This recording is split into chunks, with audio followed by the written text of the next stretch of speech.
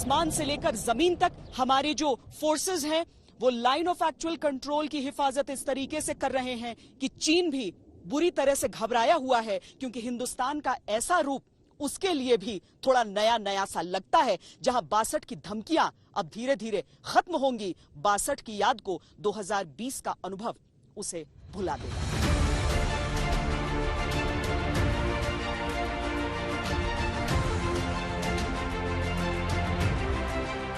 अब आप लद्दाख के उन इलाकों का भूगोल समझ लीजिए जहां चीनी सैनिकों से आज हमारी फौज लोहा ले रही है।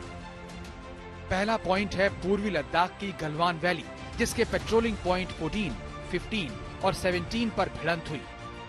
दूसरा पॉइंट है सेंट्रल लद्दाख की पेंगोंग झील, जिस पर चीन की अतिक्रमणवादी नीति का भारत जवाब दे रहा है।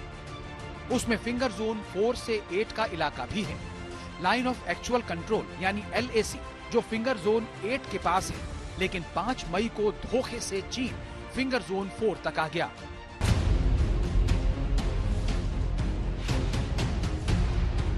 इस पर बातचीत भी चल रही थी, लेकिन अब हिंदुस्तान को समझ आ चुका है कि चीन की बात पर भरोसा नहीं किया जा सकता। वैसे इस बीच भारत का दबाव पड़ा तो चीन ने हमारे 2 मेजर समेत 10 जवानों को रिहा कर दिया, जिन्हें बंधक बनाया गया था। लद्दाख में ये सारा झगड़ा हिंदुस्तान की बढ़ती ताकत से चीन में मची खलबली की उपज है। लेकिन हिंदुस्तान ने चीन को साफ साफ कह दिया कि पेंगोंग झील, दौलत बेग ओल्डी और डेमचौक में वो इंच भर पीछे नहीं हटेगा। मैं आपको भी आश्वस्त कर रहा हूं कि हमारी सेना देश की रक्षा के लिए कोई कसर नहीं छोड़ रही है।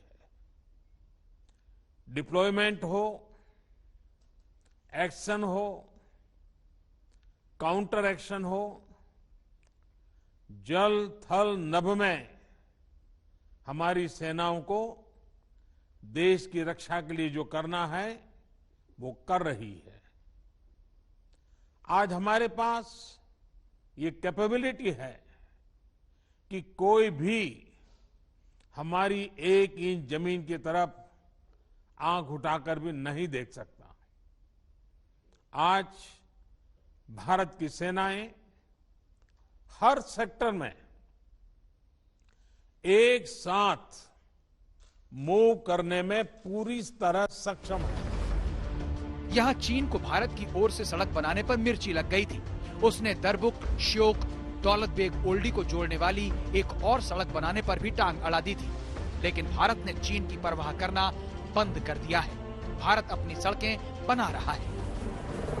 चीन ने सोचा नहीं था कि भारत इस कदर मुंहतोड़ जवाब देगा, लेकिन लद्दाख में LAC पर जैसे हालात बन गए हैं, उसमें चीन को अपने गुनाहों पर अफसोस